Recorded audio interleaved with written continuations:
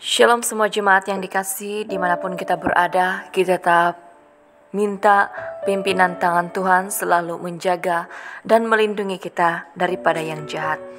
Dan sebelum kita mendengarkan perkongsian firman Tuhan, saya ingin mengajak semua jemaat untuk berdoa bersama-sama. Mari kita berdoa.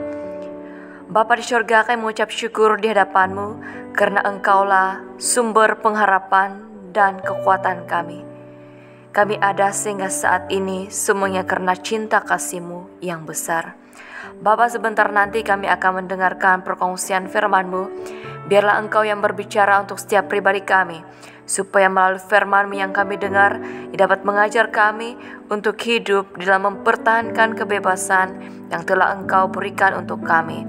Dalam nama Yesus kami berdoa, amin. Jemaat yang terkasih, mari kita buka di kitab Galatia pasal 2, ayat pertama sehingga ke-10. Saya baca dalam terjemahan bahasa Indonesia di bawah tema Paulus diakui oleh para rasul. Kemudian setelah lewat 14 tahun, aku pergi pula ke Yerusalem dengan Barnabas dan Titus pun kubawa juga.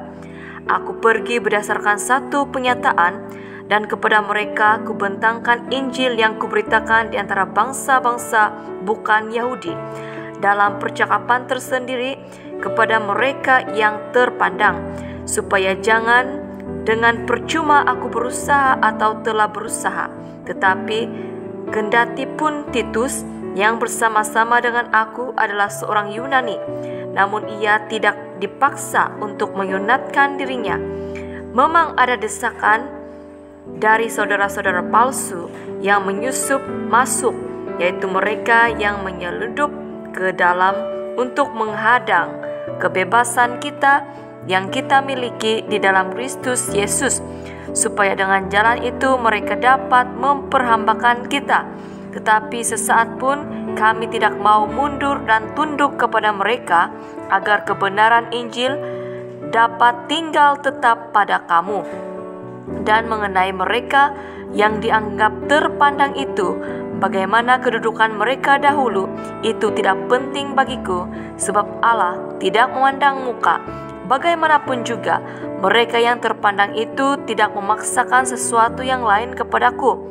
Tetapi sebaliknya, setelah mereka melihat bahwa keadaanku telah dipercayakan pemberitaan Injil untuk orang-orang tidak bersunat, sama seperti kepada Petrus untuk orang-orang bersunat, karena ia yang telah memberikan kekuatan kepada Petrus untuk menjadi rasul bagi orang-orang bersunat, ia juga yang telah memberikan kekuatan kepadaku untuk orang-orang yang tidak bersunat.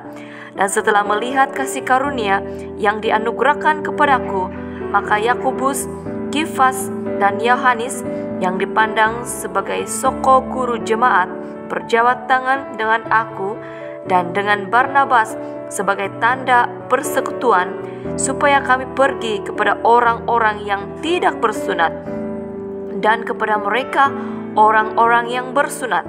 Hanya kami harus tetap mengingat orang-orang miskin, dan memang itulah yang sungguh-sungguh kuusahakan melakukannya. Amin. Jemaat yang terkasih, subtema kita pada minggu ini ialah pertahankan kebebasan dalam Kristus. Pertahankan kebebasan dalam Kristus berarti kita tidak hidup di bawah kawalan, aturan, dan belenggu ikatan kuasa kegelapan, sikap kedagingan manusiawi, dan adat istiadat paganisme.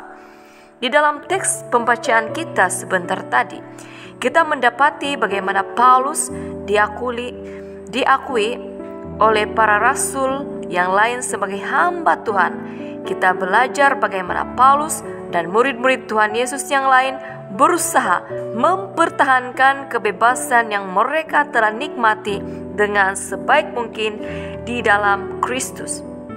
Yang pertama, tetap memberitakan Injil di antara bangsa-bangsa bukan Yahudi, karena kebebasan yang mengandungi panggilan penebusan, pemulihan, kemerdekaan, dan penyelamatan itu adalah untuk semua bangsa-bangsa. Sebagai orang-orang yang telah menerima Kristus Yesus, kita harus hidup dalam mempertahankan kebebasan kita dengan cara mempertahankan iman percaya dan Injil yang kita akui, serta berkongsi iman kita dengan orang lain. Yang kedua, mempertahankan diri kita daripada pengaruh ajaran-ajaran sesat yang hanya akan menghambatkan pertumbuhan iman kita. Kita juga harus menolak adat istiadat tradisi yang bertentangan dengan iman percaya kita. Kita harus lebih menghormati perintah Tuhan daripada amalan-amalan tradisi yang hanya menjadi penghalang untuk kita hidup sebagai orang yang bebas dan merdeka. Jangan biarkan diri kita diperhambakan oleh kuasa duniawi ataupun amalan-amalan tradisi, tapi kita harus percaya dan mengabdi kepada Tuhan saja. Kita tidak perlu mundur, tunduk dan takut kepada pihak-pihak yang menjatuhkan kita, tapi kita harus tetap teguh dalam posisi iman kita agar kebenaran firman Tuhan tetap tinggal di dalam diri kita. Yang ketiga, jangan takut kepada orang lain hanya karena mereka lebih berpangkat, berkedudukan, dan berpengaruh, karena di mata Tuhan semuanya hanyalah sia-sia saja. Tuhan tidak memandang muka, tapi Tuhan bertindak dengan adil. Oleh itu, kita harus tetap mempertahankan kebebasan kita dengan ingat bahwa Tuhan yang lebih berkuasa daripada manusia manapun di dunia ini. Kita mempunyai Tuhan yang lebih hebat dan kuat yang akan selalu menjaga dan melindungi kita daripada yang jahat. Amin. Kekudusan hidup kita bukan ditentukan dengan tanda-tanda seperti bersunat dan sebagainya, tetapi kekudusan hidup kita ditentukan dengan cara bagaimana kita menjaga hubungan kita dengan Tuhan. Jemaat yang terkasih, janganlah kita menyalahgunakan kebebasan yang sudah Tuhan berikan kepada kita, tetapi marilah kita tetap mempertahankan kebebasan yang kita nikmati dengan berkongsi Injil dan iman kita kepada orang lain.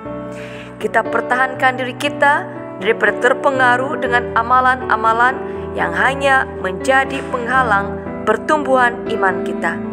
Dan kita tidak perlu takut kepada orang-orang yang berusaha menjatuhkan kita, karena kita memiliki penyelamat yang ajaib, Tuhan yang berkuasa dan Raja di atas segala raja. Hargailah kebebasan yang Tuhan sudah berikan kepada kita dengan sebaik mungkin.